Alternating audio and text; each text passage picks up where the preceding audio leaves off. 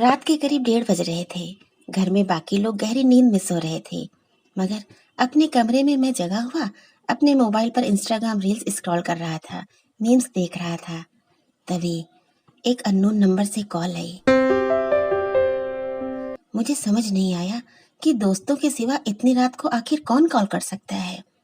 मैंने सोचा spam call होगी, सो आई इग्नोर इट। लेकिन कॉल फिर आई। मुझे लगा कोई इंपॉर्टेंट कॉल होगी। इस बार मैंने कॉल रिसीव कर ली। हेलो। दूसरी ओर से भी आवाज आई, हेलो। आवाज सुनते ही मैं चौंक पड़ा, क्योंकि आवाज कुछ जानी पहचानी सी लग रही थी। बल्कि बहुत बार सुनी थी ये आवाज।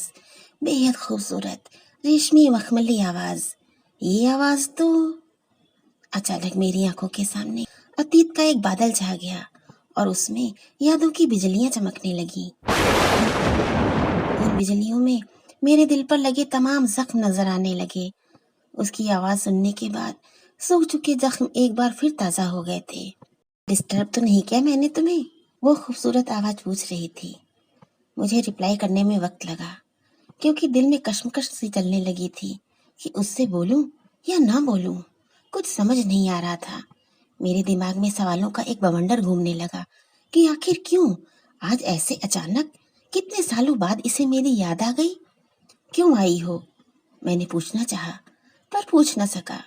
बस उसके सवाल का जवाब ही दे पाया कि नहीं, डिस्टर्ब नहीं किया। उसने पूछा, कैसे हो? मैंने कहा, ठीक हूँ, तुम कैसी हो? मेरे इस सवाल के जवाब में मुझे उसके सुबकने की आवाज के साथ जवाब सुनाई दिया, मैं ठीक नहीं हूँ।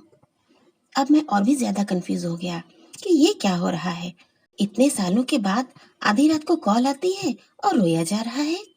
मैंने उसे चुप कराया, जो कि मेरे लिए बहुत आसान था, क्योंकि पहले भी ना जाने कितनी बार मैं उसे रोते हुए चुप करा चुका था। मैंने उससे रोने की वजह पूछी तो उसने बताया कि वह जिसके साथ थी उसने किसी और के लिए उसको छोड़ दिया। उसे रोकने के लिए, उसके प्यार के लिए अपने प्यार का वास्ता दिया, कस्में वादे याद दिलाए। वो जैसे जैसे बता रही थी कि किस तरह से वो उसके आगे गिड़गिड़ाई, ठीक उसी तरह मैं भी गिड़गिड़ाया था इसके आगे। उस दिन उसी के लिए, उसके प्यार के लिए, उसे रोकने के लिए अपने प्यार का वास्ता दिया था, कस्में वादे याद दिलाए थे।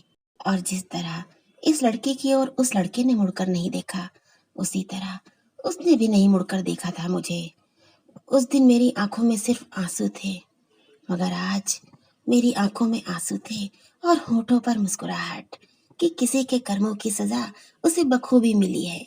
किसी के सच्चे प्यार को ठुकराने की सजा बड़ी शिद्दत से मिली है। अभी वो रोते रोते मुझसे माफी मांगने लगी, मिन्नतें करने लगी कि मैं उसे माफ कर दूं। मैंने उसे कई साल प्यार किया था और कई साल लग गए थे मुझे उसके प्यार में मिले धोखे से उबरने में। आज वह लौटी तो एक पल के लिए ऐसा लगा जैसे मेरी जिंदगी में मेरी खुशियां लौट आई और मैंने उसे माफ कर दिया। फिर उसने मुझसे पूछा, क्या तुम मुझे फिर से अपनाओगे? इस सवाल को सुनते ही मुझे उसके साथ गुजारे वो ढेर सारे प्यारे पल, वो सुनहरे दिन, सपनी ली रातें, अनगिनत यादें, तमाम हसीन मोहब्बत के हमारे किस्से याद आ गए। हमारी पूरी रिलेशनशिप फ्लैश हो गई और मैंने आंखों में आंसू लिए जवाब दिया, कभी नहीं।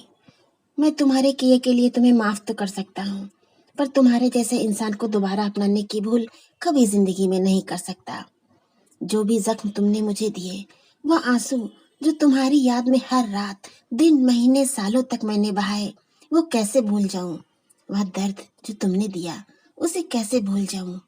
ये जो हुआ है ना तुम्हारे साथ, तुम्हारे कर्मों की सजा है और इसे तुम्हें भुगतना पड़ेगा ना चाह कर भी। अगर तुम्हारी कोई और मजबूरी होती तो शायद मैं एक बार तुम्हें अपना भी लेता, मगर तुमने मुझे किसी और के लिए छोड़ा था। You replaced me. How can I forget it? I am sorry, लेकिन मैं तुम्हारे साथ अब और नहीं रह सकता। हो सके तो दोबारा कॉल मत करना। और हाँ, आज मैं तुमसे एक आखिरी बात कहता हूँ, जिसे तुम हमेशा याद रखना, कि जिसे मोहब्बत की कद्र नहीं, तो समझो उसे खुदा की भी कद्र नहीं।